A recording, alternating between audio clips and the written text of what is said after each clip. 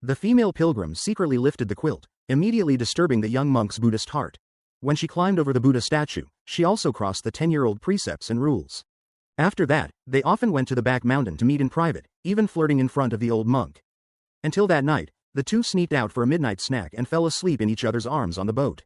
It was then that the old monk discovered their affair. He didn't make a fuss but instead threw a rooster onto the boat, using the rope tied to its leg to pull the boat to the shore. Then he removed the plug from the boat, letting the icy lake water wake the two from their sleep.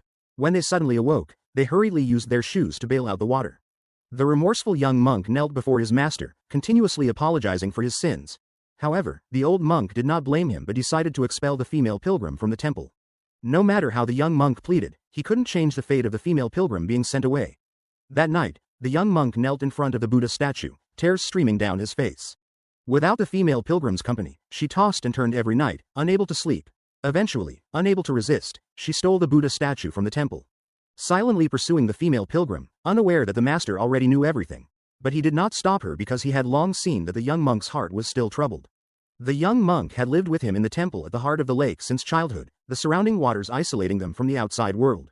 Only when the master went out did the young monk have a chance to play a little. That morning, the old monk was preparing to go out, and the young monk happily followed, clamoring to pick herbs. The small temple at the heart of the lake became lively because of this young and energetic child. It was a budding young temple, embodying spring itself. The old monk smiled and indulged him, rowing slowly while talking. The young monk obediently watched his master, occasionally mimicking his gestures. Soon, the boat reached the shore and stopped. Passing through the five-walled gate, they parted ways. The old monk warned him to be careful of snakes, just like during the rain. The young monk indeed encountered a snake in the grass. But he was not afraid at all, grabbing the snake and throwing it aside forcefully. For him, the most important things were to pick herbs and bring them back. Perhaps there was a hint of playfulness. The young monk picked herbs while climbing the hillside. On the hillside stood a large Buddha. The young monk hid behind the Buddha, looking down with a naive gaze. The trees leisurely sprouted fresh green leaves. His gaze fell upon the most familiar temple. On ordinary days, the temple, with its bricks and tiles, seemed so large compared to his small self. But now, the temple, bit by bit, seemed so small compared to the vast lake. The novel scene before him was like a seed planted in the young monk's heart. Soon, the master and disciple finished their tasks and met at the temple gate. On the boat ride back, the young monk chattered non-stop, proudly seeking praise, saying he had gathered a large pile of herbs. However, the young monk never imagined that among the herbs he collected, there were actually some poisonous ones. The young monk was puzzled, as these herbs looked exactly the same. The old monk patiently taught him how to distinguish them. If you look closely, you'll find that the poisonous herbs have a white line at the bottom. This conversation seemed to be about herbs, but it was actually about Buddhist teachings. Good and evil often lie in a single thought, separated by a line that is not easily noticed but clearly exists. The old monk was sharp-eyed and clear-minded, while the young monk couldn't tell the difference. The two formed a stark contrast. The young monk would never have thought that this seemingly ordinary conversation would become a prelude to his destiny. The poison incident was like a small stone thrown into the water, quickly dissipating with the shallow ripples. The temple was peaceful, and the young monk chased dogs, played with fish, rowed boats, climbed trees, and napped under the eaves. The long and beautiful days in the mountains seemed like they would never end. All worries were kept outside the narrow wooden door. That day, he rowed across the lake again, climbed the hillside, and wound through the winding rocks to find another world. The stream murmured, and the forest, silent all winter, had quietly awakened. Little fish swayed their tails, leisurely swimming in the clear water. The young monk caught a fish and tied a stone to it. He caught a frog, wrapped it with string, and tied it to a stone. Even a passing little snake would be caught and similarly tied to a stone. Watching the little fish being dragged to the bottom by the stone, the frog struggling to jump because of the stone, and the snake laboriously moving with the stone. The young monk was delighted, rubbing his incomplete teeth. But the old monk saw it all. Yet he said nothing, instead picking up a large stone and silently leaving. Late at night, he quietly tied the large stone to the young monk's back. The next day, the uncomfortable young monk asked his master to help untie the rope. Unexpectedly, the master who usually pampered him suddenly became strict. He scolded the young monk for his actions yesterday and demanded that he find those animals and untie their ropes. After doing all this, he would naturally untie the ropes for him. The young monk struggled to row the boat, ran into the mountains, stumbled around searching, only to find that the frog was barely alive, while the fish and snake were already dead. The snake's death was particularly tragic, with bright blood seeping into the soil. It's not hard to imagine that every step it took before dying was filled with excruciating pain. Seeing this scene, the young monk couldn't help but burst into tears. The old monk stood at a high place, quietly watching the heartbroken child, his mind filled with thoughts. In the end, he could only sigh deeply. The old monk had said that if those animals died, then for the rest of your life, you would carry this heavy stone in your heart. This stone is an indelible sin. Once burdened with sin, a person's lifelong penance begins unknowingly. In the young monk's unstoppable tears, spring ended. There will be many springs in the world, but the spring of life comes only once. Swallowing the innocence of childhood, the young monk grew up. For youth, he opened the door and welcomed summer. The lake swelled, trees thrived, cicadas chirped everywhere, and the heat was ever present. No longer an uneasy child, she gazed at the snake entwined in the grass, feeling an unprecedented thrill that surged through her beating heart. This feeling peaked when she saw the girl who had come from afar. It turned out she was here to pick someone up. Like when she was young, she once climbed the hill, stood beside the Buddha, and jumped far. This time, her gaze fell on the path. That was the way to the temple, and also the way to the mundane world. Unknowingly, her world had expanded. From afar, she noticed two people walking on the path. This pair, a weary mother and daughter, were also guests of the temple. The mother looked worried, and the daughter was pale and coughing incessantly. Their purpose for coming to the temple was simple: to pray for the girl's health. On the boat, the mother envied the youth's health, and looking at the sickly girl before her, she couldn't help but point to the ancient tree and say, "You will surely be as healthy as this 300-year-old tree." This was comfort, a blessing, and a moment of skipped heartbeat. From this sentence, the young person's vague love and evil began. Then it took on a specific appearance. Later, the old monk received the mother and daughter, leading them in chanting and praying for blessings. Late at night, the mother was still silently and devoutly kneeling, while the girl lay weakly on the ground. Her eyes were tightly shut, her face pale, and her forehead was covered in cold sweat. The young monk, who had quietly risen, saw everything and felt a deeper connection in his heart. He comforted the girl's mother, saying that as long as the girl found peace in her soul, she would recover. Despite her reluctance, the mother decided to leave first, leaving her daughter in the tranquil temple to recuperate. Unfamiliar with the temple's rules, the girl sat directly on the stone statue under the eaves. The young monk saw this and quickly stepped forward to dissuade her. After the girl left, he gently wiped the statue. At this moment, her reverence for Buddha and her attachment to the master surpassed her worldly desires. However, this was ultimately temporary, and what was meant to happen was destined to occur. In the summer, with continuous rain, the mountains had a wild charm of their own. The girl sat in the rain, staring blankly into the distance. The unexpected shelter overhead was proof of the young monk's budding feelings. The girl turned back with a smile, and the tender affection flowed between the young people like the falling raindrops. Along with the affection came an uncontrollable desire. It was the accidental moment of joy, the buttons being fastened, the pure white dress, the bare feet, the unguarded sleeping posture, the hand that summer wanted to touch, the fiery red season, the caress of the girl tormenting Aunt Chian, the fearful confession, and the master's question, "Why do you pray?" Love Jade was the young monk's warmth and collapse, and praying was nothing but a futile self-deception. They rode together through the mountains to the familiar creek. The girl watched the water with curiosity, while the young monk gazed intently at her perfect curves. Then he quietly climbed onto a rock, and in the next second, the water splashed, and the girl screamed, unable to react in time. The young monk caught a small fish for her, the hot skin with cool water droplets, and as their fingertips touched, the air began to heat up. As the young monk's hand moved slowly downward, the girl suddenly awoke as if from a dream, gave a hard push, and turned to flee. At night, a glance across the Buddha statue stirred both their hearts. The young monk was impatient, and the girl was angry yet intrigued. It was both a panic-stricken shame and a tentative exploration. After this, the young monk continued to gather herbs for the girl every day. But gradually, his passionate energy had nowhere to go, and his rowing strokes became heavier. Frustrated, he kept rowing the boat with all his might, trying to exhaust all his strength. But the girl sitting beside him still stirred his restlessness. The young monk simply faced his resentment and jumped into the water. As he didn't resurface for a while, the girl, puzzled, came to the water's edge to observe. Suddenly, the young monk leapt out of the water and pulled the girl into it. Both of them were now drenched. However, instead of taking her to change clothes, he led her through the door without walls, into the mountains, strolling by the water's edge in the gentle rain. By the riverbank, the two finally consummated their relationship. In doing so, the young monk completely broke his vows and disturbed his Buddhist heart. When he returned to the temple, he was so preoccupied that he even forgot to secure the wooden boat. Although the old monk sensed something, he didn't ask. After this, their actions became increasingly reckless. Even in the dead of night, the young monk would sneak past the sleeping old monk, quietly slipping into the girl's bed. Afterward, he no longer adhered to the rules of separation between men and women, directly moving the stone statue from the doorway to the corner of the room, and after cleaning it, let the girl sit on it. The breeze, mixed with rain, was slightly damp, stirring their hearts and making them waver. Amazingly, with the nourishment of love, the girl's health began to improve day by day. Her complexion gradually became rosy, and her eyes were filled with genuine laughter. The old monk watched the playful young couple, perhaps already weighing the situation in his heart, but remained silent. By then, the young monk was completely immersed in love, willingly giving everything. His madness and obsession even frightened himself. Just imagining being separated from the girl would drive him insane. Those intense emotions and desires were like the wild summer growth in the mountains, gradually taking root. The young monk wished everything could stay in this moment forever. Unfortunately, the seasons change, and summer always ends. Whether it's youthful true love or naked desire, it's all just evaporating steam. Finally, the old monk discovered their secret relationship. The young monk immediately knelt before the Buddha, tearfully confessing to his master and begging for forgiveness. In truth, the old monk understood that love and desire are natural human emotions. The monk's wife was originally dodgy, so he decided to send the girl away. The young monk wept bitterly, pleading with his master, but the old monk remained unmoved, even sternly warning others that once the desire for possession arises, it will inevitably lead to disaster. Unfortunately, the young monk did not heed his master's advice.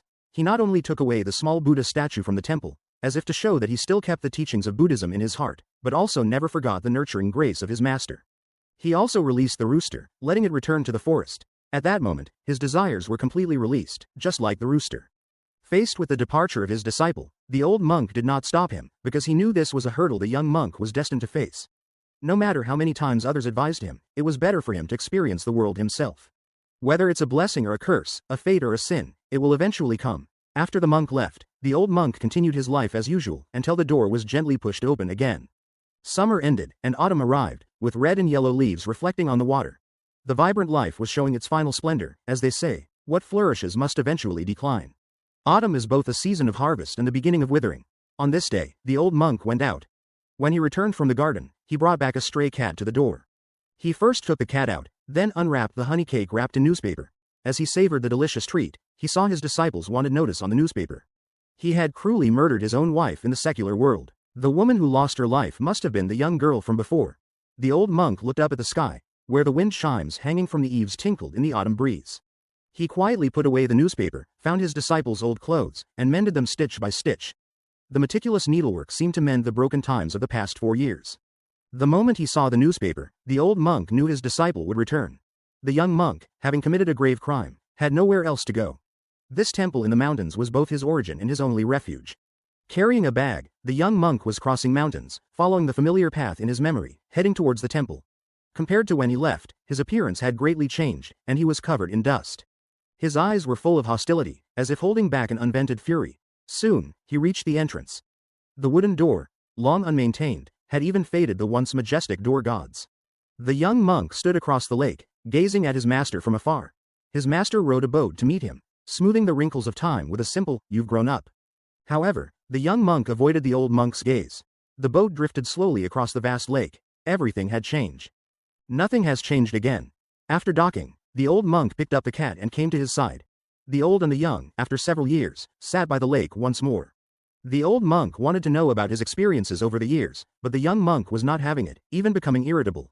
It turned out he couldn't accept that his beloved wife had fallen in love with someone else. In a fit of rage, he killed his wife. At this moment, he didn't seem like a repentant murderer, but more like an indignant victim. He yelled at the old monk, asking how this could happen. The old monk comforted him, saying that the world is like this, not everything goes as planned. After all, what you like, others will like too. However, the young monk at that time couldn't listen to anything. With all his strength, he returned the Buddha statue he had once taken. Ironically, beneath the compassionate Buddha statue was a blood-stained dagger. He took the dagger and stabbed it into the ground, leaving shocking marks on the wooden floor, like a painting of hatred. At night, delayed fear engulfed his heart. He lay wide-eyed in terror, unable to sleep. Even in the closest temple, his heart could not find peace. He rode like powder, climbed hills, and fell into the stream that once held countless memories, like a lost child, crying out in grievance, "Master, Master." Unfortunately, the river of life can only be crossed alone. In pain, he decided to commit suicide. He wrote a neat letter B on paper, covering his eyes, nose, and mouth. Then, kneeling before Buddha, he wanted to end it all. But the instinct to survive made him struggle. Hearing the commotion, the old monk burst in, furious, and with a few strikes of a stick, beat the young man until he was bruised and battered. Sometimes, suicide is another way to escape punishment. After being saved by the master, the young monk was tied up and hung from the temple's beam. With bloody wounds, his bare body exposed to extreme physical pain, the young monk's soul was being reshaped and growing. Outside, the old monk, with the cat's tail, wrote the Heart Sutra on the grave in the front yard. Inside, the rope was burned by a candle. The young monk fell to the ground with a thud. His eyes filled with tears. He used the blood-stained knife to shave his head, cutting off emotional ties in the past. When he opened the door and saw the Heart Sutra on the ground, he was a bit stunned. The master told him that carving all the words with a knife is the way out. Because with every moment, a word of anger diminishes. As the autumn wind rises, the young monk kneels on the ground, carving with determination, following his master's strokes to depict the heart. The master and disciple remained silent, finding a moment of peace. However, the police chasing the fugitive still appeared. The master calmly welcomed the two officers inside. As soon as he came ashore, knives and guns erupted, facing off against each other. But the old monk lightly rebuked, instantly quelling the tension. He scolded the young monk, asking, "What are you doing? Continue." The young monk hesitated only for a moment, then slowly lowered himself, obeying his master's command. Afterward, the old monk explained to the police under the moonlight that carving the Heart Sutra could restore inner peace. Eventually, they reached an agreement to let the young monk finish before leaving. The deadline was set for the next morning. Initially, the young monk was distracted by the tense sound of gunfire. Soon, he focused entirely, channeling all his blood and tears into the tip of the knife. Until late at night, the young monk remained fully concentrated on carving. The police beside him held up a candle for him. Before dawn, the young monk finally finished the last stroke and collapsed to the ground as if freed. A piece of clothing was gently placed over him by the police. The once guilty knife tip was now stained with the killer's blood. Life and death, love and hate, intertwined through blood as a medium. Exhausted, the young monk finally slept soundly. While he slept, the old monk prepared the paint and, together with the two officers, colored the Heart Sutra. Finally, the old monk woke the young monk. The young monk opened his eyes, stunned by the scene before him. This soul-cleansing, hellish redemption concluded in the chilly autumn wind. With a calm expression, the young monk followed the police to continue his penance in prison. Strangely, no matter how the police rowed the small boat, it seemed not to move until the young monk looked back at his master, the old monk, and bid farewell. Only then did the boat start moving, gradually drifting away. Watching his deeply sinful but personally raised disciple, the old monk was filled with emotion. After the group left, the little cat also went ashore, returning to the mountains. The doorless gate of the mountain closed automatically. Then, under the old monk's gaze, the small boat slowly returned to the temple on its own. That day, the old monk sat alone in front of the door for a long time. Gradually, his eyelids grew heavy. He wrote a few words on the white paper. He took off the pine robe that had accompanied him for many years and placed a candle on the mother boat. Using firewood to build a high platform, then removing the boat sled. Sealing his own 7 orifices with a paper note marked with the letter B. Finally, he sat on the firewood, drifting towards the center of the lake. The candle at the bottom of the boat ignited the pile of wood. The icy lake water poured into the boat. He used the fierce fire to burn himself to ashes. The disciple's sins brought dust to the master's decades of cultivation. He handed over the murderous disciple, also to atone for his sins. After the old monk entered reincarnation, a small snake emerged from the bottom of the boat and swam into the temple. This was the old monk's obsession. Everything should have started and ended, but he still couldn't let go of his attachment to his disciple. This was his only selfish desire. The master and disciple ultimately completed the cycle of cause and effect. Autumn is the resolution of cause and effect, while the story of winter unfolds entirely in silence. The gate opened, and the lake was covered with a thick layer of ice. The mountains gathered in silence, without a sound. The young man who was once imprisoned is now middle-aged. He clasped his hands together, sitting devoutly towards the temple. The temple had been neglected for years, already in ruins. When he opened the temple door and saw the little snake leaving the robe left by the master, he understood everything in his heart. Then he put on the master's robe, lit a white candle, and went straight to the center of the lake. Using an awl to break the ice, he found the master's snake bead on the charred remains of the small boat. Afterwards, he carved a Buddha statue out of ice, wrapped the snake bead in red cloth, and embedded it in the Buddha's forehead. The flowing water in the glacier continuously washed over the crystal-clear Buddha statue, making it exceptionally pure. Just like everything in this temple. After doing these things, he dug a hole in the ice in front of him, washed his face with cold water, and began his ascetic practice. Whenever he practiced diligently, the spiritual snake silently accompanied him. And he continued the master's method of cultivation every day, kneeling and worshipping the standing Buddha, practicing self-discipline, as if merging with heaven and earth. This calm tranquility seemed to extend to the end of life. Until one day, a veiled woman came to the temple. The wheel of fate inadvertently restarted. The woman held a young child in her arms. She respectfully approached the monk, but was unwilling to reveal her true face. The monk wanted to lift the veil to see her appearance, but the woman gently stopped him. People in the world often have unspeakable sufferings. Strong, she no longer insisted. All of this was witnessed by the little snake with quick feet. Late at night, the woman removed her veil, took one last look at the child, and then ran out the door. She ran so hastily that she accidentally fell into an ice hole and died on the spot. It was the tears from abandoning her child that led to her tragic end. The next day, the child, unable to find her mother, cried loudly. She seemed to feel her mother's call and struggled to crawl towards the ice hole. The monk who arrived picked up the child and saw the silhouette of the woman in the ice. After retrieving the woman's body, he curiously removed her veil. After burying the woman, the monk, like in his youth, carried heavy stones on his back and headed for the mountain top. In that first spring, the young monk bore the burden to atone for his sins. At this moment, he believed the woman had accidentally fallen into the ice hole where he fetched water, leading to her death. His burden was to repay this life. He no longer passively carried the burden like in his childhood but embraced a Buddha statue and actively embarked on this difficult path. The abandoned child, the mother with a heavy heart, the betrayed lover, the wife who lost her life, the master concerned for his disciple, all suffer in this world. Who can truly escape unscathed? The answer is 5. This time, he finally surpassed his younger self and reached the mountain top. Standing at the peak, he truly understood that the vastness lies in the lake, and the lake within the greater mountains is but a small point. The panicked fish, frogs, and snakes flashed before his eyes. Humans think they are at the top, able to toy with weaker creatures, yet in the face of powerful fate, each of us is like the fish, frogs, and snakes, carrying stones as we move forward. He placed the Buddha statue on the mountain top and, imitating the statue, began to meditate. Winter ended, and it was another spring. He and the child had completely become the old monk and the young monk of the past. Under the eaves, he raised the drawing board and sketched the young monk's appearance. Peaceful and warm. However, what can be passed down is not only beauty but also ugliness. That day, the young monk went to the familiar stream. Like the young monk of the past, he tormented the frogs and snakes with stones. Even his laughter was identical to that year, and his methods were even more cruel, directly stuffing stones into the animals' mouths, leaving no chance of survival. Yet, from afar on the back mountain, the Buddha statue silently watched everything. All beings suffer. Even Buddha finds it hard to save all beings. The young monk has his own karma to repay.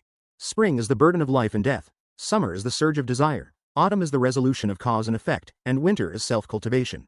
And as spring, summer, autumn, and winter cycle back to spring, it represents the entire cycle of life. Once you step through that door without walls, all karma begins anew. Spring, summer, fall, winter. And Spring is directed by Kim Ki-duk, starring Oh Young-soo and Kim Ki-duk, released in 2003 as a drama film. The director uses the 4 seasons as a mirror to reflect human greed, anger, ignorance, arrogance, and laziness. From the nameless evil of childhood cruelty to living beings, to the painful obsession with desire in youth, to the destructive violence after murdering his wife in middle age, finally leading to the penance and rebirth of winter. Each stage is a tug of war between human nature and Buddha nature. The old monk's wisdom lies in not directly punishing but letting the young monk carry stones and carve the Heart Sutra, awakening conscience through empathy. This education implies that true redemption is not external punishment but inner enlightenment. The film's return to spring is not a simple repetition but a spiraling cycle upward. When the grown young monk once again stuffs stones into the mouths of animals, we see not only the helplessness of fate but also the incompleteness of cultivation. The director uses water to symbolize the flow of desire, the door without walls to symbolize rules and freedom, and the tongue to suggest the suppression and awakening of desire. These ideas connect to a core theme. Life is like the 4 seasons, each journey is a lesson, and enlightenment requires a complete cycle of energy. The most shocking scene in the film is the middle-aged monk climbing a mountain with a huge stone to atone for his sins. That stone is both the embodiment of sin and a tool for cultivation. When he places the Buddha statue on the stone, it symbolizes subduing inner demons with Buddha nature. When the old monk, on his deathbed, covers his senses with paper, it is the ultimate interpretation of purifying the 6 senses. Only by cutting off the axis of desire can one transcend cause and effect. In reality, aren't we all trapped by various stones? The anxiety of career, the obsession with emotions, the greed for material things. The film tells us that true liberation is not escaping the cycle but learning to balance picking up and letting go through experience. This film is not a religious movie but a mirror reflecting all beings. It uses minimalist storytelling to tell us that life has no once and for all enlightenment, only lessons to face continuously. Just like the isolated door at the end of the film, the rules are in the heart. The first signs of dawn are beneath your feet. If you find yourself in the winter of life, remember that the ice and snow will eventually melt, and the next spring is always worth looking forward to.